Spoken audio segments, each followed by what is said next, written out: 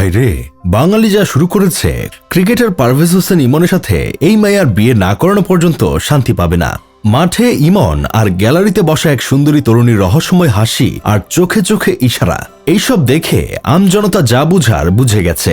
ঘটনাটা আসলে খুব সিম্পল, কিন্তু বাঙালির কল্পনায় সেটা হয়ে গেছে একেবারে সিনেমাটিক। এই সুন্দরী রমণী ক্রিকেটার ইমনের সাথে একটা ছবি তুলেছিল। ছবি তোলার পর মেয়েটা এমন এক মিষ্টি হাসি দিয়েছে যে হাসিতে বেচারা ইমনের কলিজা ছিদ্র হয়ে যাওয়াটাই স্বাভাবিক। আর এরপর মাঠের ভেতর থেকে ইমন যখন গ্যালারির দিকে তাকিয়ে হাত দিয়ে ইশারা করে, ঠিক তখনই গ্যালারিতে বসে থাকা মেয়েটাও সেই ইশারা জবাব দেয়। দুইজনের চোখাচোখি, মুচকি হাসি, হাতে নীরব ভাষা। এইসব দেখে পাবলিক যা বোঝার তা বুঝেই ফেলছে। বাঙালিদের তো আর বেশি কিছু লাগে না, বললে যেখানে কলিকাতা বুঝে যায় সেখানে এই ইশারা ইঙ্গিত না বোঝার প্রশ্নই আসে না। প্রতিটা প্রেমের শুরু কিন্তু ঠিক এইভাবেই হয়, একটা হাসি, একটা দৃষ্টি, একটা অপ্রকাশ্য অনুভূতি, ব্যাস বাকিটা গল্প নিজে নিজেই লেখা হয়ে যায়। তাই অনেকে এখন নিশ্চিত এই বিপিএলে তাদের পরিচয় হয়েছে, আর সামনের বিপিএলে তারা স্বামী স্ত্রী হিসেবেই হাজির হবে। এই ধারণা একেবারে আকাশ থেকে পড়েনি। এর আগে এমন ঘটনার সাক্ষী হয়েছে বাংলাদেশের ক্রিকেট প্রেমীরা। মনে আছে তো মুকিদুল ইসলাম মুগ্ধর কথা? 2023 সালের বিপিএলে ফরচুন বরিশালের বিপক্ষে এক ম্যাচে 5 উইকেট শিকার করে ম্যাচ জিতেছিলেন তিনি। স্বাভাবিকভাবেই ম্যান অব দ্য ম্যাচের পুরস্কার উঠেছিল তার হাতে, কিন্তু সেখানেই ঘটে যায় সেই ম্যাজিক মোমেন্ট।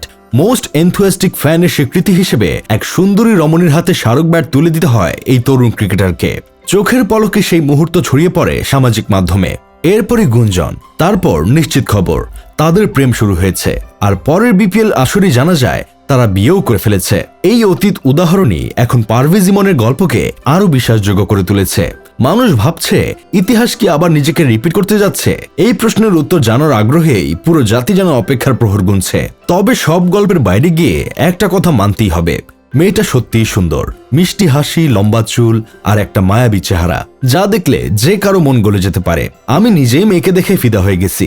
পারভেজ ইমন দেশের হয়ে সব ম্যাচ জিতাতে পারুক বা না পারুক, এই মেয়েকে যদি সত্যিই বিয়ে করে তাহলে অন্তত জীবনের ম্যাচটা ঠিকই জিতে যাবে। আমার বন্ধু কেরামত তো এই মেয়েকে দেখার পর নাসার একদল বিজ্ঞানীদের নিয়ে এই মেয়ে বিষয়ে রীতিমতো গবেষণা শুরু করে দিয়েছে। মেয়ের ফেসবুক আইডি থেকে শুরু করে টিকটক আইডি সবই খুঁজে বের করেছে। এখন তো সে সারাদিন মেয়ের টিকটক ভিডিও দেখে। সাদা শাড়ি, লাল পাড়, খোলা চুল, মাথায় টিকলি, নাকে নথ আর ঠোঁটে গোলাপি লিপস্টিক দেখে কেরামতের বুকের বাম পাশে চিনচিন ব্যথা শুরু হয়েছে। সে এখন বলছে ইমন যদি কোনো কারণে এই মেয়েকে বিয়ে না করে তাহলে এই মেয়েকে বিয়ে করার জন্য আমি এক পায়ে দাঁড়িয়ে আছি। এই মেয়ের জন্য দরকার পড়লে আমি ইউটিউবার থেকে টিকটকার হয়ে যাব। যেহেতু টিকটকার মেয়েরা টিকটকার ছেলেদের বেশি পছন্দ করে, সেহেতু আমি এই মেয়েকে পাবার জন্য প্রিন্স মামুন ও অপু ভাই থেকে টিকটক শেখার কোর্সও করব। ফাপরবাজ টিভির সিনিয়র সাংঘাতিক আবুল বিন কাশেমের তথ্য মতে বাংলাদেশি ক্রিকেটারদের নাকি টিকটকারদের প্রতি আলাদা একটা দুর্বলতা আছে। এর আগেও নাকি ক্রিকেটার সাইফ হাসান সেই পথে হেঁটেছে। তার বউয়ের টিকটক ভিডিও দেখে পোলাপানের কিডনির হাড্ডি ভেঙে গিয়েছিল। যাই হোক, শেষমেশ আমি গোলাম হোসেন একটা কাজের কথা কই, ক্রিকেটার হলে জীবনে ট্রফি অর্জন করা যাক আর না যাক, মাগার সুন্দরী একটা বউ ঠিকই অর্জন করা যায়।